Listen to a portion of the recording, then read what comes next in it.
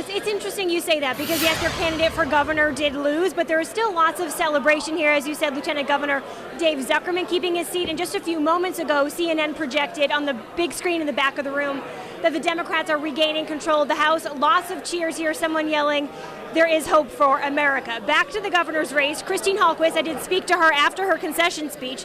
She says she knew she lost when the results from Chittenden County came in. We now know that those students and instructors that were swept by that avalanche were actually carried about 300 meters. That's nearly 1,000 feet this afternoon. I know, Lauren, I got the assignment of the day for sure. It's a very exciting night here in Plattsburgh. About 20 minutes ago, there was a long line outside the Cumberland 12 Cinemas, probably hundreds of people here waiting in 26-degree weather to get inside. They have now filed inside for the big screening. I did speak to Ben Stiller earlier today. He's very excited to show this community the first episode. The 18-bed facility will start accepting patients beginning in the second week of November with the explicit goal of saving lives. As far as what patients should expect, about 600 contingency nurses are now in Vermont working at the hospital during this two-day strike. Then these nurses do return to work on Saturday. The mothers tell me they hope the benches and this pavilion serve as a way to remember the teens, not for how they died, but for how they lived. As a Bernie Sanders delegate from Vermont to be here, I've heard so many Bernie Sanders chants. We did speak to Governor Mike Pence for about 10 minutes. He said that he's looking forward to going back to Indiana this week, kind of calm down and take care of his cats. But he also said he was grateful that Ted Cruz took the stage here at the convention. He said unity, though, does take time. I had to ask, are you anti-Trump or pro-Clinton? Well, I'm both. People who... And David Sweat still on the run. Sheriff Favreau confirming to me Richard Matt shot and killed an elephant's head. Lauren, I'm hoping you can hear these cheers. We can. Wow. Every time a trooper drives by, people are clapping and cheering. A very jubilant, excited crowd here outside the prison. Tense moments on the U.S.-Mexico border this weekend. Tear gas unleashed by Border Patrol agents onto migrants seeking asylum as they rushed the border. Dozens arrested. They were being rushed by some very tough people, and they used tear gas. And here's the bottom line. Nobody's coming into our country unless they come in legally. The Trump administration temporarily closed the border's busiest port Sunday to allow the situation to de-escalate. The president writing on Twitter, many of the migrants are stone-cold criminals, adding he's open to closing the border permanently if necessary.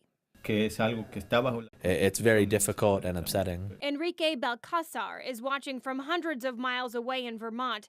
A migrant himself, he left Mexico in search of a better life. Well, in many ways, yes, I was fleeing violence. Violence and poverty, these things are connected in our countries, and we have to leave our communities in order to be able to survive. Balcazar, who is in the midst of deportation proceedings, calls the tension a result of the militarization at the border. To see this great human need, and despite that, the Trump administration is saying that they won't be provided with asylum, which is something that's protected by U.S. and international law.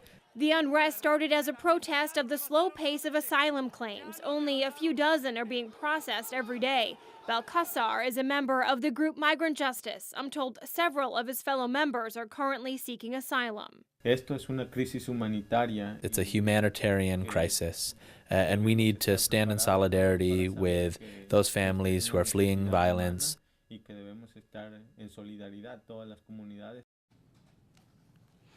This month, Migrant Justice filed a lawsuit against the federal government and the Department of Motor Vehicles in Vermont. It claims the defendants unlawfully targeted its members.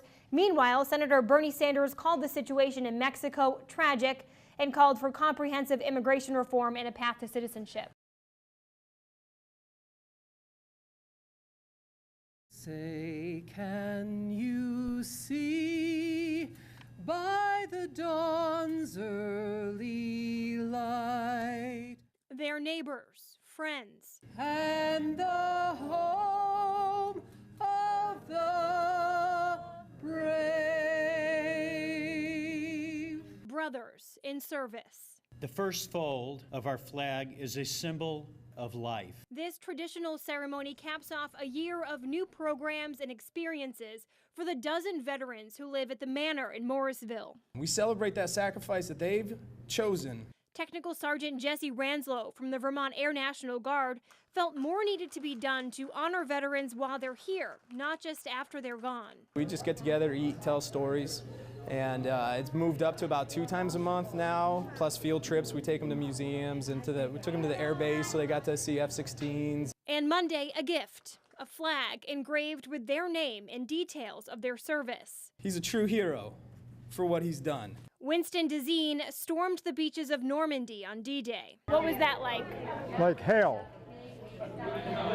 It was. He was cold, wet, with 60 pounds on his back. I'd do it again if I had to. Great country. There's no greater country than the United States. Jim Gillen served in the Air Force during the Vietnam War. For him, the monthly get-togethers with fellow veterans mean so much. People bring up different stories every time. He says we have veterans to thank for the lives we lead. We cannot forget them. Just think what would happen if Hitler won the war, you know? So stuff like that. It's got to be celebrated. There's no question about it. Paul Metrick thought it was neighborhood kids pulling a prank. I never would have believed that the state's stealing from us. He owns Mountain High Pizza Pie in Jericho with his family. We need all the advertising out on the road we can get. Last Friday, he noticed this sign outside his business along Route 15 had disappeared. It happened to other businesses in town, too. Eventually, he found out it was the Vermont Agency of Transportation that took them. Here is illegal. Here is fine. On state highways, including Route 15, signs must be posted at least 25 feet from the center line. In some places, it's up to 33 feet, and it's V-Trans' job to enforce it. The problem is Metrick and others weren't told, and they need their signs.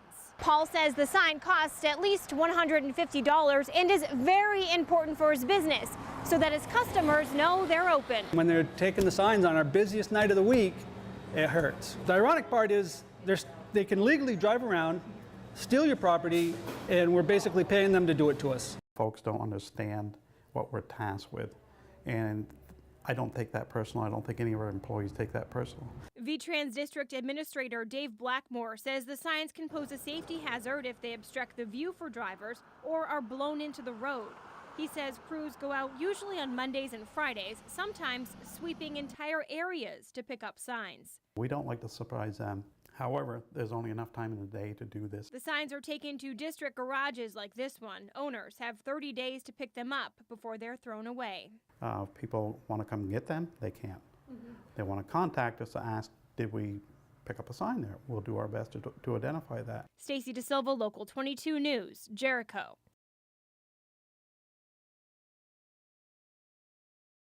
Breathe as you come up. So much has happened to Rutland's Stephanie Schaefer in the last 4 months. Getting stronger you are. It's hard to believe it all started because of swimming pigs. The excursion was the whole reason we went there.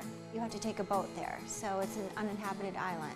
Stephanie, her mother, Stacy Bender, and other family, friends, and fellow tourists boarded their boat on a beautiful June day in the Bahamas. Being on a boat in the Bahamas is obviously a very good experience, but that's all I remember. What happened next is chaos, is primal panic. It's a case of being in the wrong place at the wrong time. I thought I had just been pulled out, but it's amazing how quickly your mind can kind of take things in, and I realized that there was metal flying by me. Then I turned around and it looked like a scene from a movie. Stacy says she clung to Malika Jackson, the only other person to be thrown from the boat in the explosion. We kind of locked forearms and kind of clung with each other, holding each other for a source of comfort. She was looking for her husband while I was looking for Stephanie. Malika Jackson didn't survive. Stephanie did, though severely injured. In a ton of pain, and I just remember the feeling of panic That's all I remember. Was that in the hospital or on the No, boat? I was trying to get to the hospital. When I saw how injured she was, I mean, I have a snapshot of it in my mind. I knew it was bad. Stephanie ended up with 2 broken arms, broken ribs, a collapsed lung, a spinal cord injury, and 2 below-the-knee amputations. I hadn't broken a single bone before. Her mother, with her own set of injuries, sat with Stephanie while she was in a coma for weeks in a Florida hospital, and when the 22-year-old was on dialysis due to kidney damage. She finally looks healthy. She's got an amazing attitude and spirit now. I'm so proud of her. Which brings us to Spalding Rehabilitation Hospital in Boston. Stephanie and her mom have been undergoing physical therapy here for several weeks. The biggest challenge is trying to figure out a new way to kind of move yourself around, because you depend on your legs, and everything's so much harder now. It gets very tiring, and when you get tired, it's hard to stay hopeful and motivated. It's something Stephanie can't do, become unmotivated. Doing so would stall her progress. Perfect, and then down. That hurts my back a little bit. She's on both a physical journey and a mental one. Seeing the video for the first time was how it finally sunk in that I lost my legs, because for some reason my brain could not process it. To keep her eyes on the prize, she's met with New England Patriots players and Boston Marathon bombing survivors for some good old-fashioned inspiration. To see them living completely normal lives now is kind of keeps me motivated to keep going, because that's where I want to be. Another source of inspiration, her Vermont community. From fundraisers to messages of hope, her community's love has carried this family through its worst moments. If we just stopped and thought about how many people were thinking of us, it was motivating. It just filled our hearts. It's very surprising. It's amazing how many people take the time out of their lives to pray, send messages, like thinking of you and donating and just doing everything that they're doing. The plan is for Steph to be here at Spalding until just before Thanksgiving. In that time, she'll be fit for prosthetics and braces, with the goal of her being able to stand up before she heads home to Vermont for the holidays. Get her in the best position to go home, be as independent as possible. Dr. David Crandell is medical director for Spalding's amputee program. He says Stephanie's combined injuries are a rare pair. When it involves both the involvement of the nervous system recovery and limb loss, those are some real challenges. Sometimes I get like nerve pain at the end of it, and it's not phantom pain, but then if I just like touch it, it stops. Her spinal cord injury is really the dominant factor that's going to impact her overall function. Steph's goal is to walk, to live independently, graduate from Castleton University, and pursue a career in health education. I've asked her to maybe she should be doing some writing about her experiences, and maybe she can even get some college credit for her prolonged stay here. I think she will really be a help to people, because she's going to know not just what she learned, but what she's lived. I asked Stephanie if she's found a silver lining in all this. I guess being alive is kind of the silver lining. Now I kind of really appreciate things more because I'm alive, and it's the first time I've ever thought that I wouldn't be. And you kind of just appreciate the little things, like just getting to go outside, or just getting to spend time with your family, or just all of the little things that you don't appreciate before. Finish the sentence. Stephanie Schaefer is strong, I guess. Just when you get hurt, keep pushing through even when it's hard. If you're feeling down, just try to pick yourself back up and get through it, because it does get better. Staci DaSilva, Local 44 News.